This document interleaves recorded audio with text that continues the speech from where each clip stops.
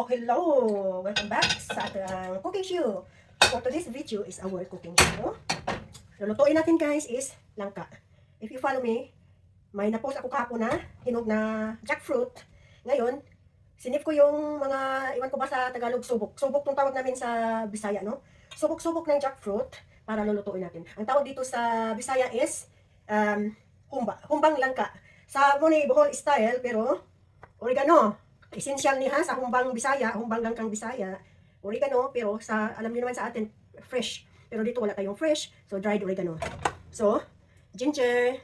So, wala akong fresh ginger. Ito na lang, powder. Yun o, hinalo ko na sa tubig kasi tumigas na. Yan lang. Tapos wala tayong coloring. So, instead of coloring, ginagamitan ko ng turmeric. Di ba sa atin, ano, yung atsuite, wala akong yan. Salt, of course, our coconut milk. At of course, ito kasi, ano to ng mama ko. Lalagyan niya ng taba-taba ng baboy o pork belly. Okay, umpisahan na natin. Okay? This is based on my mom's style of cooking jackfruit humba. Bohol style, okay? So, umpisahan na natin. Ito pa pala.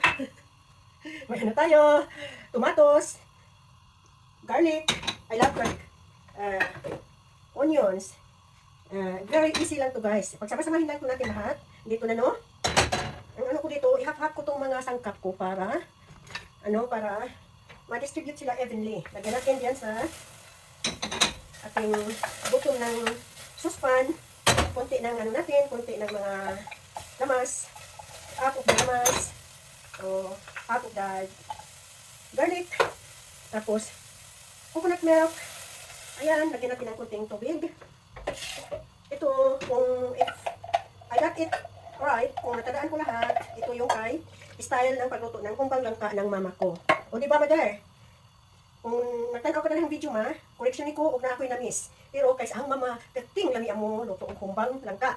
Pero kani ate kay, hinug na ni siya, ang subok ahang gisib, so atong lutoon. O, subok sa langka. Okay.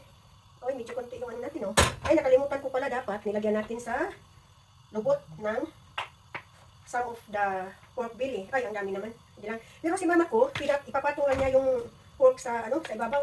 Ganyan na lang sa akin, no? Medyo, a slight difference than my mom's cooking. But similar, okay? So, ngayon, ilalagay natin lahat ng lamas. Tapos, garlic. Rest of our tomatoes. Tapos, ay pala, lagyan natin ng kunting hinog na langka para manamis-namis siya, no? Another twist. Tingnan natin kung ano yung lasa pag may medyo hinog na langka. Kunin ko lang sa fridge. Okay? So, ayan, leftover natin ito kahapon. Kunti lang, ilang piraso lang. Hindi naman siya masyadong matamis, so okay lang siguro to. So, yung kumba natin, manamis-namis. Iwan ko kung ano yung tawag niyo dito sa, sa Tagalog. Ayan, tama na yan. Baka mamaya, parang bilo-bilo na yung kumba natin. Hindi ko lang alam kung Tagalog, kung nagluluto din pa kayo ng ganito. So, ayan. Ayan, nagdagan natin ng, ito muna, yung mga ano natin. Ginger. Yung ginger natin hinalo ko na sa tubig, yung powder ginger kasi, tumitigas na siya. So, okay na yan. Tapos, salt. Asin. Yan, tama na yan. Baka mamaya parang dagat. Paminta. Black pepper. Dagdagan natin kasi manamis-namis to eh. Manamis-namis to kasi, di ba mamaya na yung turmeric natin ilalagay. Tapos, madaming oregano kasi di pa naman fresh tong ano natin, oh.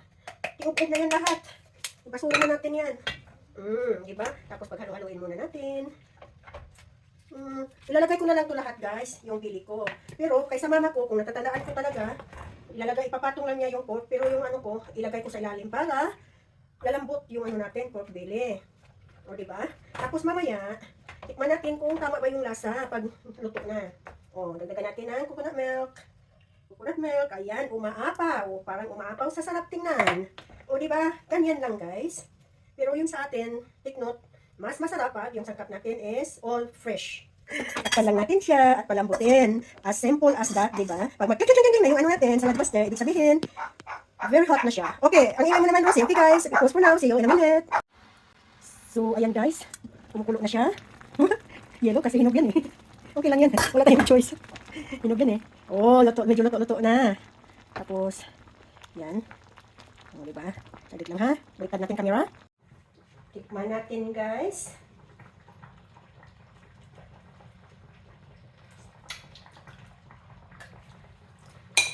tabang. So, another twist. Fish sauce. Patis. Si mama ko hindi naglalagay nito. Ako lang. Marami tayong twist. Kasi matabang-tabang siya. Lagyan natin ng konting patis para din mas ano yung lasa. Yun lang. Sprinkle it lang. Tapos, instead of at sweetie, turmeric yung ilalagay ko. O yan. Para medyo yellow yung luto natin, di ba? Di ba? Ayan, ibaliktad natin camera, guys. Ayan. Yellow na siya. Para ng humbang-humba na Bisaya. Buhula ng humba. O, di ba? Pwede din pala yung subok sa hinog na langka. Kay kani siya, guys, murag naahat man siguro ni. Yung na premature ripeness ba yung jackfruit kasi hindi siya masyadong masarap, matamis. So pwede pa tululutuin, di ba? Tapos mamaya ipatikin natin sa mga puti, sa mga afam. Tingnan natin kung anong masasabi nila sa natin, fruit and vegetable. Ano ba talaga? Asan ba nila bilong ang kuan? Jackfruit. Fruit talaga kasi sa pangalan pa lang jackfruit na. Kasi ginugulay din natin, di ba, mga Pinoy? So ayan, sus, parang may ano na siya. Parang may atswiti na. Ayan, takpan ulit natin para papalambutin pa rin. Ayan, si salad master na bahala sa kanya. So ayan, guys, mamaya pakita natin kung luto na siya. So, ayan, guys. Luto na yung humbang langka natin. Luto na to. Yum. Ayan. Wow naman. O, diba? Pag magkugi lagi, makakaon. Kugi bagluto. Kaya mukhaon ka, magluto siya ka. Medyo ano pa pala. Tagal-tagalan ko muna para malambot talaga yung mamoy natin. So, yan lang po, guys. Our video for today. Thanks for watching. Bye!